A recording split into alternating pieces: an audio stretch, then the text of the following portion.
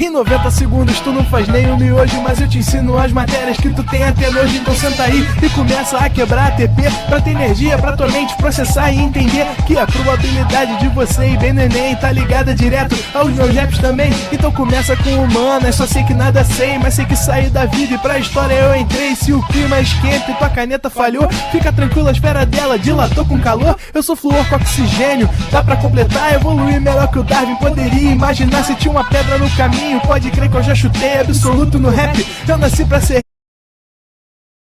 Você presta serviços pro exterior e quer receber pagamentos sem taxas abusivas em menos de 24 horas? Como? É só receber com a Remessa, a maior plataforma brasileira de envio e recebimento de dinheiro do exterior, com custo até 8 vezes menor que o seu banco. Tudo online, pelo site ou pelo aplicativo, e com dinheiro na conta em até 24 horas. Chega de perder dinheiro com taxas abusivas ao receber do exterior. Vem pra Remessa Online.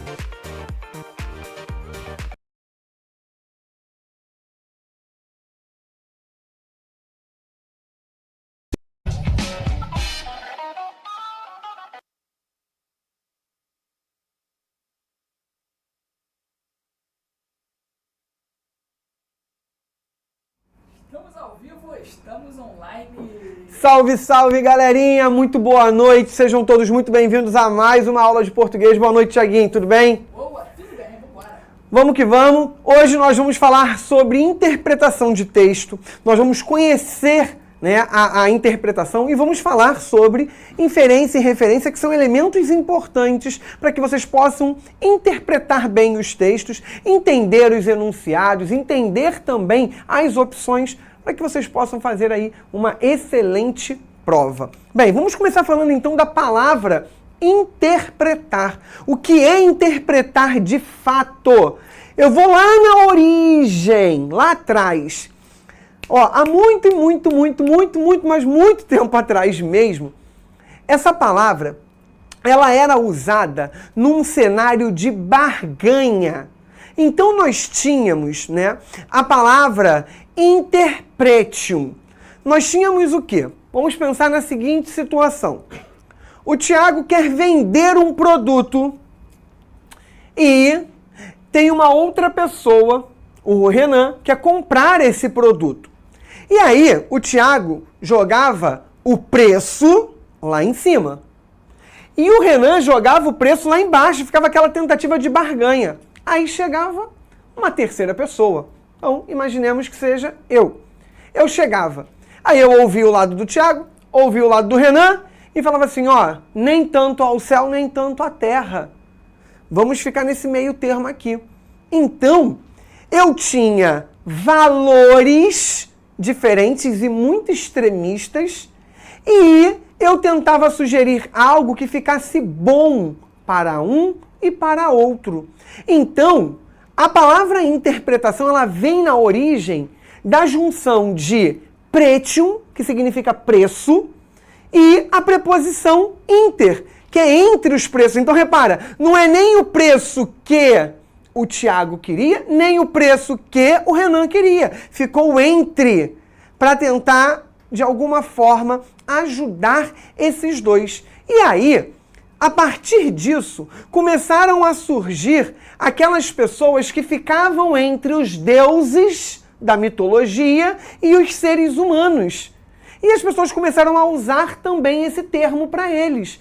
E aí eles faziam o quê? Eles recebiam as mensagens dos deuses e levavam essas mensagens, eles entendiam, né, compreendiam e levavam para a população. Recebiam da população e levavam para o outro. E aí reparem, daí nasce, por exemplo, o termo intérprete, que é o inter e o prete, que seria a ideia de a pessoa que exerce esse papel de estar entre os preços. Então, ele ficou ali entre divindade e sociedade, como ser que ajudava na compreensão. Então, hoje, a palavra interpretar, ela continua com essa ideia do estar entre. Que entre é esse? É o conhecimento que se extrai entre o saber novo e o saber que vai ser o já conhecido. Então, de acordo com o dicionário, a palavra interpretar significa explicar, esclarecer ou traduzir.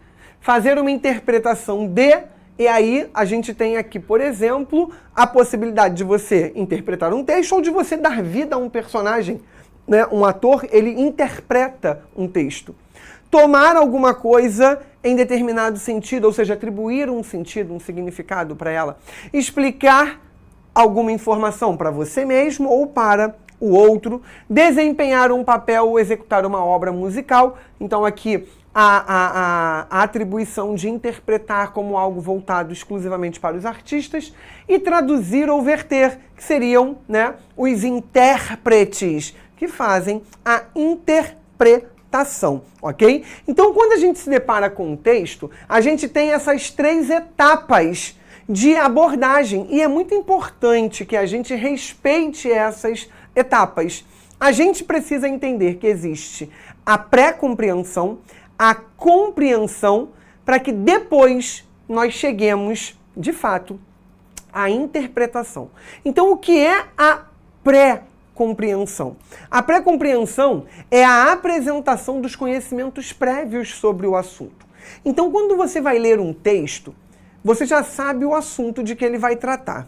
Quando você sabe esse assunto, você ativa na sua memória o seu conhecimento sobre aquele assunto, os vastos conhecimentos que você tem sobre aquilo, ok?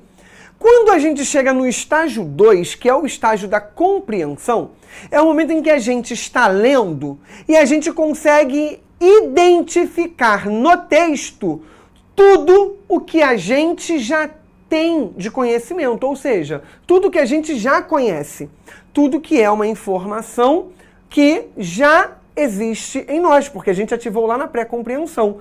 E todo o resto que não é de nosso conhecimento é a informação nova, tá? Um bom texto, ele equilibra bem isso, informação nova e informação conhecida, informação nova e informação antiga. Quando você se depara com um texto muito difícil de ser lido, muito difícil de ser compreendido, significa dizer que esse texto tem muita informação nova. Ele traz informação nova em exagero para você, e isso é prejudicial para que você possa entender. Significa dizer que você não vai entender? Não, só que vai levar mais tempo para você entender. E, para eu chegar de fato à interpretação, eu tenho que extrair do diálogo entre essas duas informações, a que eu já conheço, e a informação nova, uma determinada conclusão, tá? Ou seja, eu preciso extrair a informação. Reparem nesse exemplo aqui, que é clássica a ideia que a mãe faz, a leitura que a mãe faz de todo o cenário para interpretar. Olha só, um dia, minha mãe saiu e deixou meu pai tomando conta de mim. Eu tinha uns 2 anos e meio. Alguém tinha me dado um jogo de chá de presente e era um dos meus brinquedos favoritos. Papai estava na sala vendo o Jornal Nacional quando eu trouxe para ele uma xícara de chá, que, na realidade, era apenas água.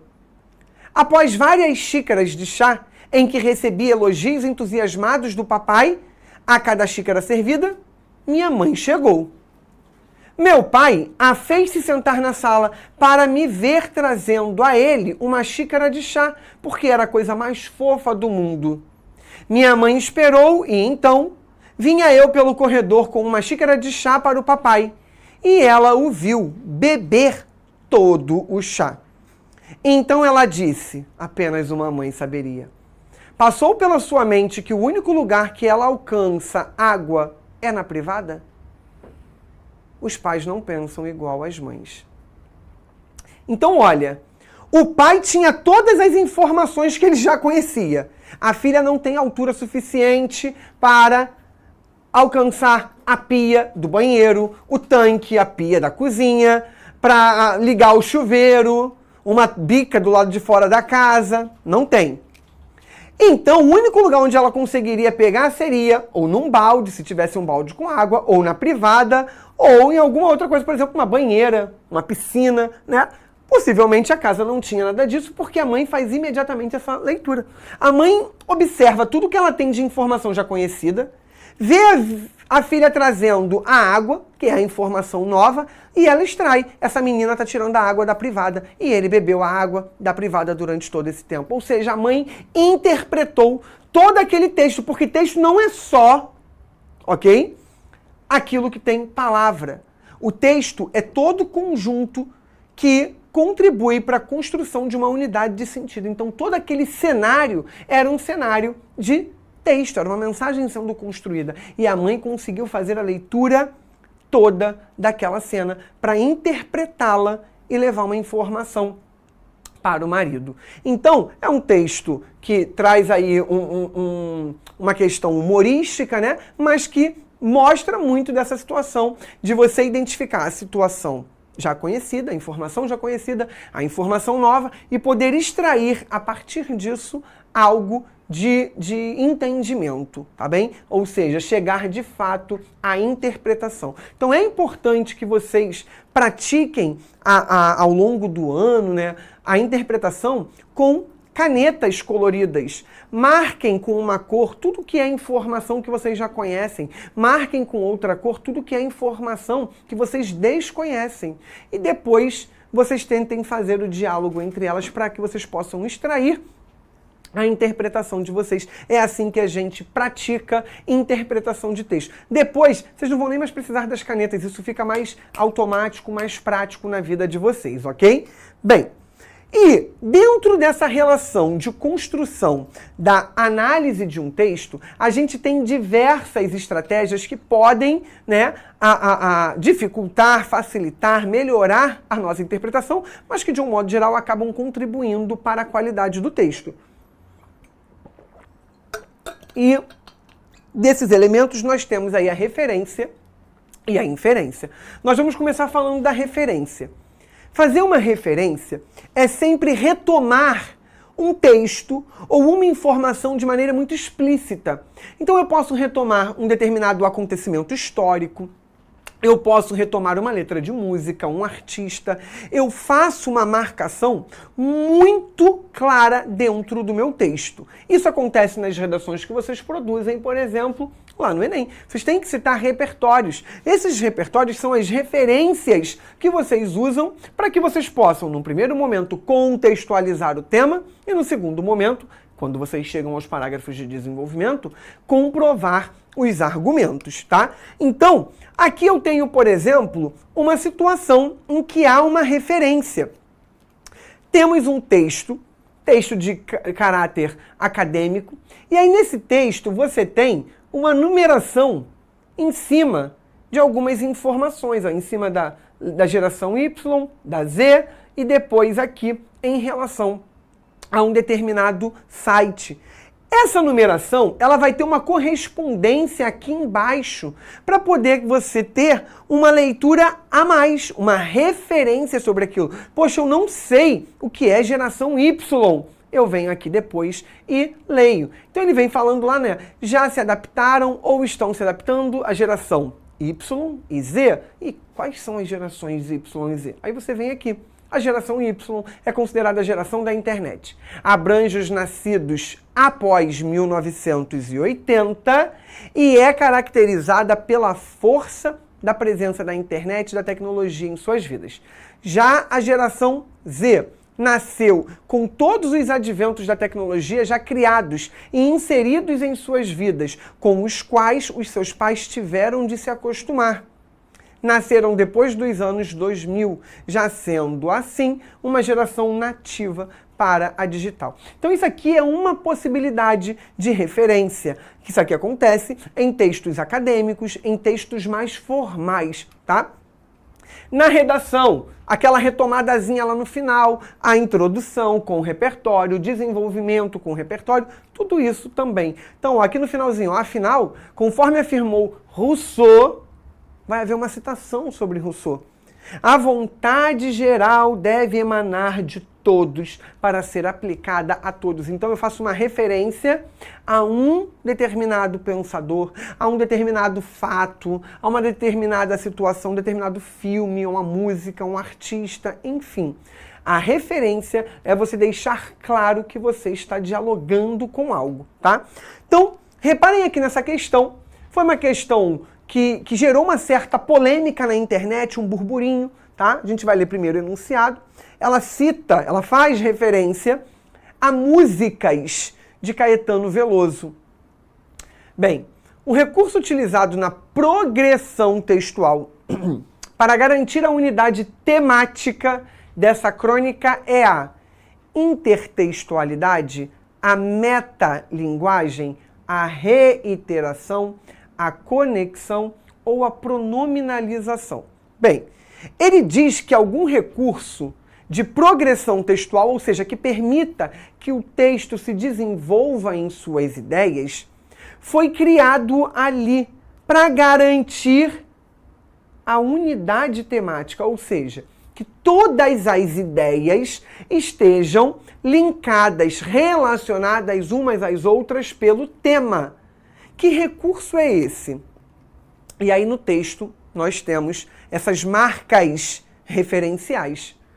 Sempre passo nervoso quando leio minha crônica neste jornal e percebo que escapuliu a palavra coisa em alguma frase. Acontece que coisa está entre as coisas mais deliciosas do mundo. O primeiro banho da minha filha foi embalado pela minha voz dizendo ao fundo: cuidado, ela ainda é uma coisinha tão pequena. Viu só que amor? Nunca vi coisa assim. O amor que não dá conta de explicação é a coisa em seu esplendor e excelência. Alguma coisa acontece no meu coração. Isso aqui é um verso da música Sampa, de Caetano Veloso. É a frase mais bonita que alguém já disse sobre São Paulo. Repara, ele não disse o nome, mas ele fez uma referência à música já, né? E quando Caetano, agora ele faz a referência a Caetano, citado aqui pela terceira vez para defender a dimensão poética da coisa, diz coisa linda. Nós sabemos que nenhuma palavra definiria de forma mais profunda e literária o quão bela e amada uma coisa pode ser. Coisar é verbo de quem está com pressa ou tem lapsos de memória. É para quando mexe qualquer coisa dentro doida. E que coisa magnífica poder se expressar tal qual Caetano Veloso. Agora chega, porque esse papo já tá qualquer coisa e eu já tô para lá de Marrakech. Então reparem, o texto tem como unidade temática falar sobre a palavra coisa. Ele começa dizendo que quando ele escreve um texto no jornal e sai a palavra coisa, aquilo deixa meio nervoso. Ele não gostaria, porque parece que é uma palavra meio genérica, que não diz nada. Mas aquilo faz com que ele reflita sobre os significados possíveis. E aí ele se lembra da filha, da palavra que ele usou para filha, uma forma afetiva, carinhosa, e depois ele vai usando trechos de músicas de Caetano para mostrar que a palavra coisa foi muito bem utilizada por ele em sentidos poéticos, e isso, de certa forma, ajuda a aliviar esse nervosismo que ele cria em cima da palavra coisa. Então, o que mantém a unidade temática é nada mais, nada menos do que a repetição, a reafirmação, a reutilização da mesma palavra em contextos diferentes, mas ele vai reutilizando para reafirmar que, na verdade, ele não deveria, por exemplo, ficar nervoso por utilizá-la, e sim ficar contente porque um dos grandes nomes da nossa literatura brasileira, que é Caetano Veloso, a usou em diversas de suas músicas. Portanto, ele tem aí a reiteração. A reiteração é marcada por essa repetição da mesma palavra e num determinado momento pelo seu cognato, que é quando ele brinca lá com coisar é verbo. Essa palavra não existe, mas a gente consegue pensar tranquilamente no seu significado a partir da palavra coisa, porque a gente tem, né, a terminação de verbo terminado em R mesmo, então o verbo termina em R, e aí ele tem anteriormente a ele uma vogal temática que vai ser o A, o E ou o I, e nesses casos a gente acaba construindo o quê? A palavra coisa já termina com A. É só eu colocar o R. Então, ele fica com uma estrutura semelhante a de verbo, mantendo aí a ideia de cognato, que são palavras que têm estruturas iguais, parecidas, que nos remetem a outras palavras. Portanto, como vocês muito bem marcaram aí, gabarito letra C. Ou seja, a referência que foi feita ali, a letra de música, ajuda a entender essa questão, ok? Agora, por outro lado, a gente já tem a inferência.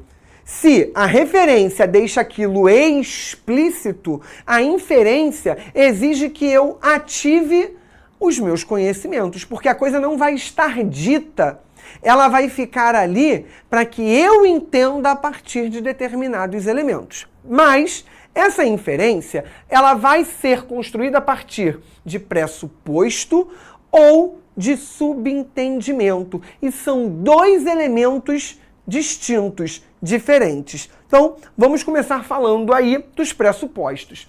Os pressupostos, eles vão ficar mais fáceis de serem entendidos que os subentendidos. Por que isso? Porque vai haver alguma palavra, alguma expressão linguístico-gramatical que vai permitir que você extraia a informação que não foi dita. Então existe algo por trás. O pressuposto, nesse caso, parte da ideia de que existe uma informação posta ali que permite que você entenda a outra, que não foi posta. Reparem aqui em casa, ainda está muito frio. No caso, aqui no Rio de Janeiro, ainda está muito calor, né? E quando a gente diz ainda está muito calor, esse ainda marca uma ideia de que já está calor há algum tempo.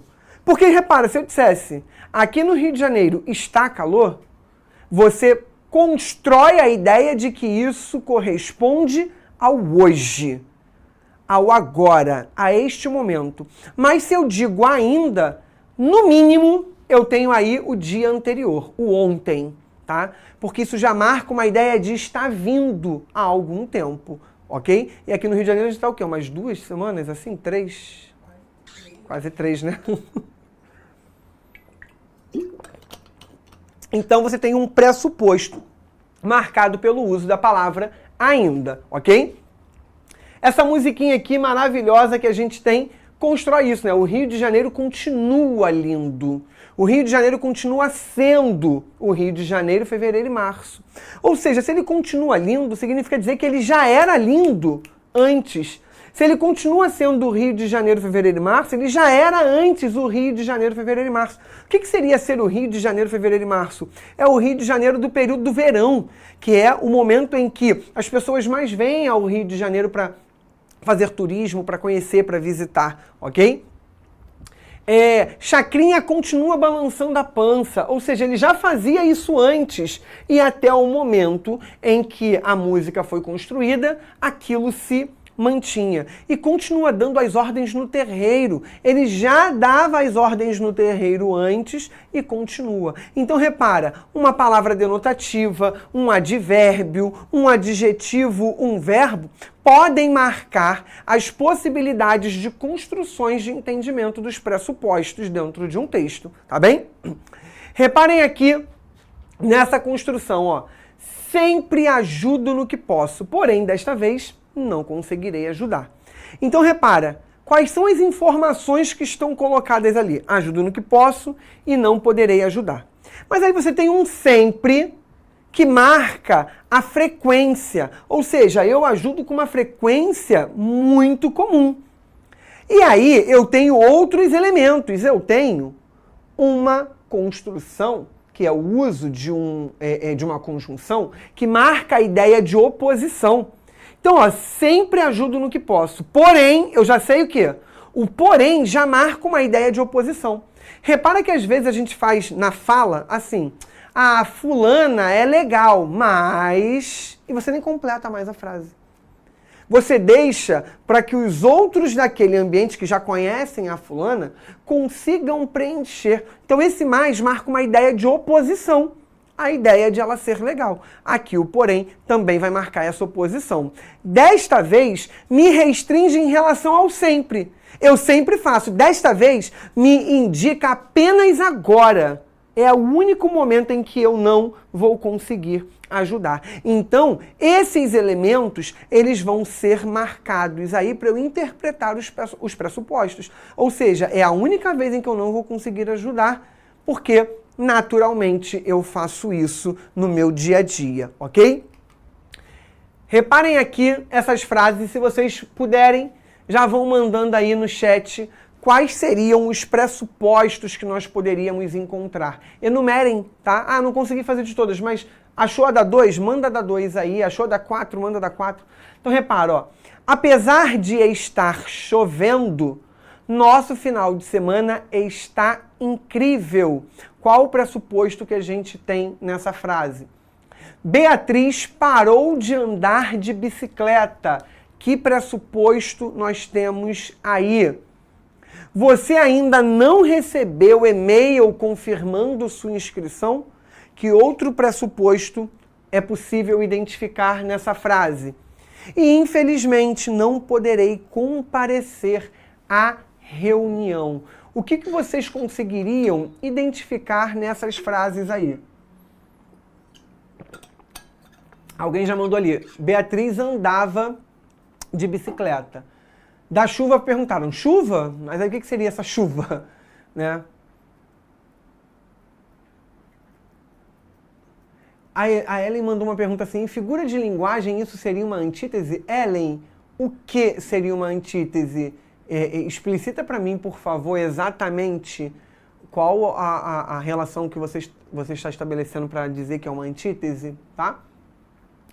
Na 1, o apesar... Ah, vocês estão separando só a palavra, né? Na 1, algumas pessoas falaram separando a palavra chuva, na outra separaram o apesar. Então, o pressuposto é a ideia que você pode extrair que não está dita ali, tá?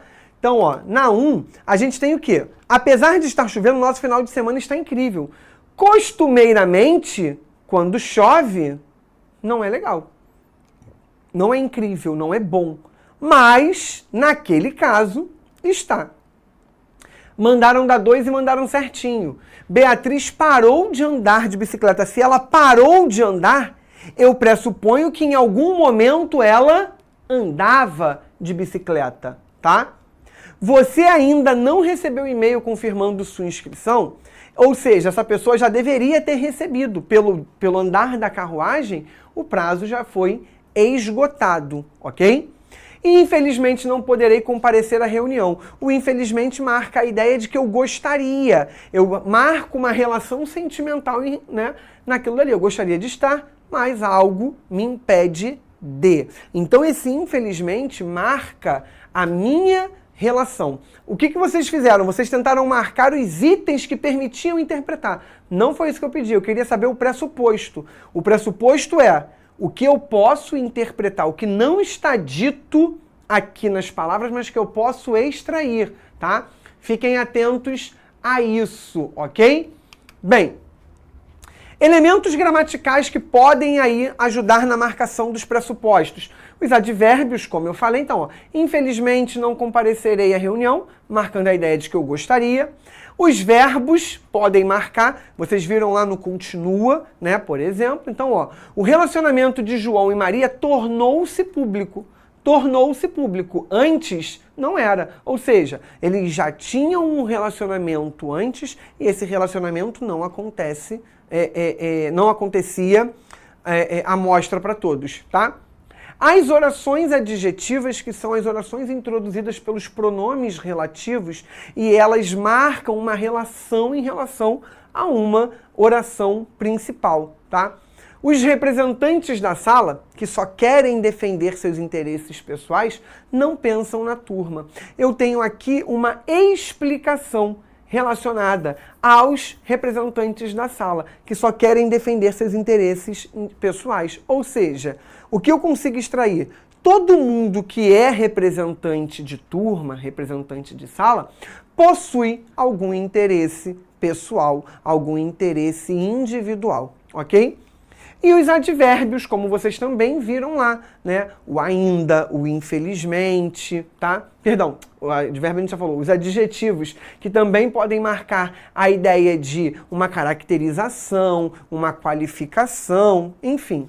Os posicionamentos radicais podem ferir alguém. Significa dizer que há pessoas que se posicionam de modo radical. E há pessoas que não se posicionam de modo radical. Então, esses adjetivos que são qualificadores são os mais utilizados como elementos de pressuposição dentro de um texto, tá bem? Então, fiquem atentos a isso. A questão pode pedir que elemento permite fazer o pressuposto, e aí seriam esses.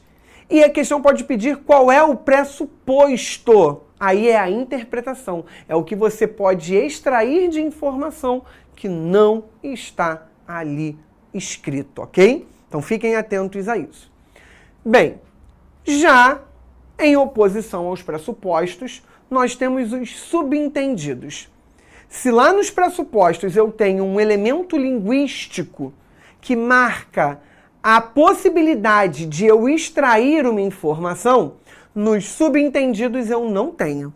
Sub, baixo, tá? Entendido é aquilo que está entendido embaixo das linhas.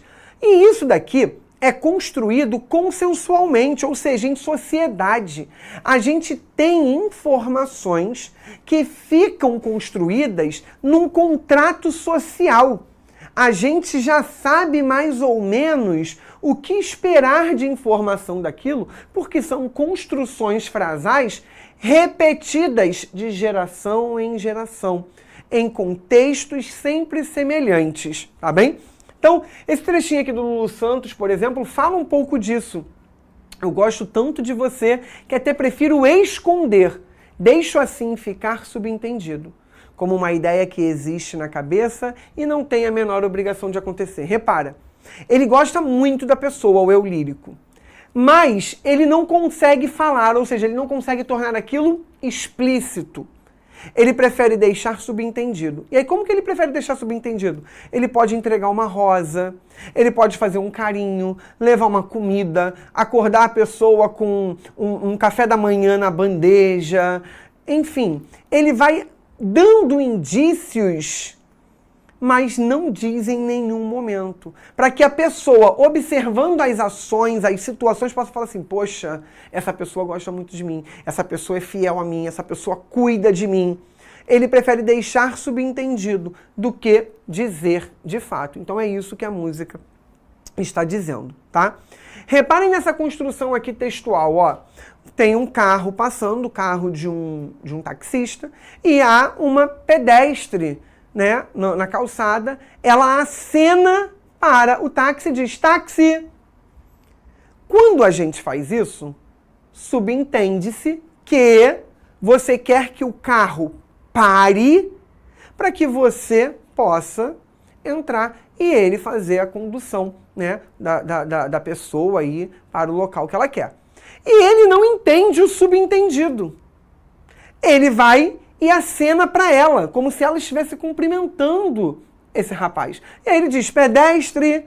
Então uma questão envolvendo esse texto aqui, por exemplo, poderia pedir qual é o humor desse texto. E, primeiro ponto que vocês precisam entender, o humor não está atrelado à ideia de achar graça ou não. O humor está ligado à quebra de expectativa, à forma inteligente como se constrói um texto a partir de situações banalizadas e corriqueiras, tá? Então é a mesma coisa que você pensar, você pegando um ônibus. Você está num ponto de ônibus, você faz assim, faz com o dedo acenando, subentende-se que esse sinal aqui que você faz é para ele parar. Se ele passa por você e faz assim, ele não entendeu. Ou se ele olha para o lado como se ele entendesse que você estivesse apontando para ele olhar para alguma direção, ele não entendeu a mensagem que você transmitiu. Isso significa dizer que ele não compreende esse pacto social da comunicação que a gente tem. Porque os subentendidos acontecem nas situações de comunicação que estão aí, né, construídas socialmente, ok? Bem, reparem nessas 3 frases e vejam se vocês conseguem entendê-las. Eu quero saber o que fica subentendido em cada frase, tá? Primeira, a padaria está fechada hoje. Segundo, mãe, a senhora tem 10 reais? E terceira, meu filho, leve o casaco. O que fica subentendido, ou seja, o que eu posso interpretar por essas frases, considerando os contextos em que elas são emitidas, em que elas são produzidas. Nenhum vestibulando bate bem 10 e 10. Como não, Osmar?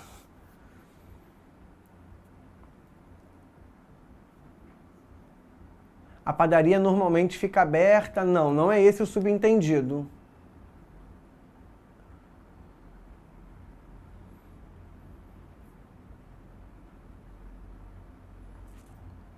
Ó, alguém mandou ali da última. Meu filho, leve o casaco. Significa dizer, se eu tenho que levar o casaco é porque vai fazer frio, né? Não necessariamente de vai chover, vai estar frio, mas pode ser, por exemplo, vai ao cinema. O cinema costuma ser um lugar muito gelado, né? Hoje não abriu a padaria, alguém mandou ali. Ou seja, a padaria naquele dia nem abriu. É isso. Quando a gente diz a padaria está fechada hoje, ela sequer abriu. Ela nem foi... Porque a gente pensa o seguinte, gramaticalmente, tá? Para ela estar fechada, primeiro precisa ter sido aberta. Mas a gente no Brasil costuma usar esse tipo de estrutura para dizer que ela nem abriu. Então fica subentendido, tá? E o outro a pessoa falou ali agora, tá? É um monte de letra que não forma palavra, só consoante. A pessoa botou lá, a pessoa está pedindo dinheiro à mãe. Ele não pergunta à mãe, mãe, a senhora tem 10 reais só para saber se ela tem? Ela poderia dizer, sim. E aí a questão também poderia dizer, qual é o humor da questão, né, do texto? Se a mãe responde sim, tenho e pronto, e ela não dá esse dinheiro, na verdade ele está dizendo, mãe, você pode me dar, porque ele não está nem pedindo emprestado. Você pode me dar esse dinheiro, até porque se ele pedisse emprestado também, essa mãe não veria esse dinheiro nunca mais na vida, né? De mãe para filho dá empréstimo. Os filhos sabem bem do que eu estou falando. Tiago riu aqui porque deve ter feito muito isso, e é que não faz ainda, né? Tá na hora agora de você fazer para ela, né? Ela pedir e você dar. Bom, aí aqui então você tem essa construção, tá? O filho, na verdade, não está querendo saber se ela tem ou não. Ele, na verdade, está pedindo. E meu filho leve o casaco, o lugar para onde ele irá, né, estará frio ou vai fazer frio de um modo geral ao longo do dia, ok? Agora, a gente pode ter um texto que tenha simultaneamente pressuposto e subentendido para que você possa extrair uma determinada informação. Então reparem aqui, num pleito eleitoral, num processo aí de angariar votos para candidatos, né? O senhor vira para uma moça que está com uma criança e ele diz assim, Fogaça quer ser prefeito de novo. E aí a moça responde, mas ele já foi prefeito antes?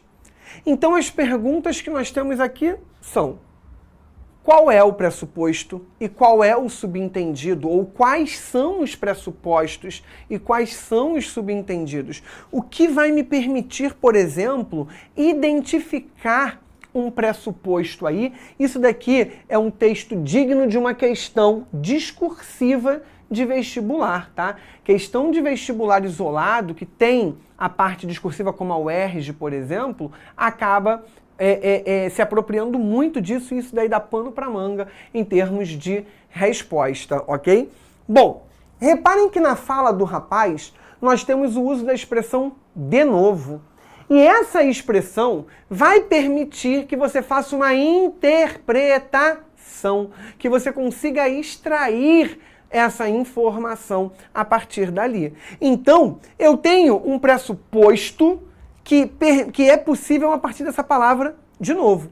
Significa dizer o quê? Ele já foi prefeito e ele quer ser mais uma vez, ok? Só que a mulher trata a resposta que ela quer dar de maneira um pouco humorística e irônica ao mesmo tempo. Na fala da mulher, nós temos um subentendido. Quando ela questiona, mas ele já foi prefeito antes, ela não está dizendo que ela não sabe se ele já ocupou ou não o lugar, né, de prefeito. Ela está dizendo que, apesar de ele ter ocupado o lugar de prefeito, na ideia figurativa, ele não foi de fato alguém que agiu como prefeito, ou seja, que ele não foi uma pessoa que fez um bom trabalho enquanto prefeito. Ele foi um prefeito ausente, um prefeito que nada quis fazer, que por nada se interessou. Então é no sentido de, ok, ele já até esteve no cargo, mas ele não foi prefeito de fato. Ele não exerceu o seu papel enquanto prefeito. Então, eu tenho um pressuposto aqui e tenho subentendido aqui. E aí você poderia me perguntar, tem algum pressuposto aqui também? A gente poderia abrir aqui para mais uma interpretação. Sim. Mas ele já foi prefeito antes. Esse já marcaria também a possibilidade de ela ter, obviamente, né, ou se esquecido que ele já ocupou o cargo e, ao mesmo tempo, de ela sequer saber que ele já ocupou esse cargo. Agora, por que a gente não vai ter uma tendência a interpretar a fala dela como um pressuposto e sim como um subentendido? Porque você tem aqui uma construção de texto que é de uma charge. E as charges são textos irônicos, críticos. Então, se eu utilizasse isso daqui como um pressuposto, eu apagaria a questão da criticidade e fugiria a uma função social discursiva desse texto. Nesse caso, eu não teria como ter, por exemplo, uma questão que envolvesse o humor da questão, a crítica existente no texto, porque o enunciado de uma questão poderia pedir. Qual é a crítica contida no texto? Se eu interpreto isso daqui como um pressuposto, não haveria crítica. Só haveria crítica se eu consigo fazer a leitura do subentendido aqui, ok? Então, as respostas, na verdade, para essas questões seriam exatamente esses dois itens aqui, ok? Bem, é muito importante, então, que vocês comecem a analisar os textos de vocês a partir das referências e das inferências, considerando os pressupostos e os subentendidos, para que vocês possam chegar a uma conclusão de fato de entendimento do texto da melhor maneira possível, para que vocês possam sempre extrair alguma informação que seja relevante tanto para o conhecimento quanto para a resolução das questões, tá? Vem comigo aqui no quadro rapidinho. Ó, se tiver ficado alguma dúvida sobre a aula de hoje ou também sobre outras aulas, você pode ir lá no meu Instagram, @FelipeMoraesProf. Manda sua dúvida que na primeira oportunidade eu terei o maior prazer em poder ajudá-lo, ok? Beijo imenso pra vocês, uma ótima semana e até semana que vem. Valeu, Thiaguinho, valeu, Renan, tchau, tchau, galera! Assista nossas aulas a hora que você quiser. Vem com o Pro, o cursinho online que mais aprova no Enem. Assine em proenem.com.br.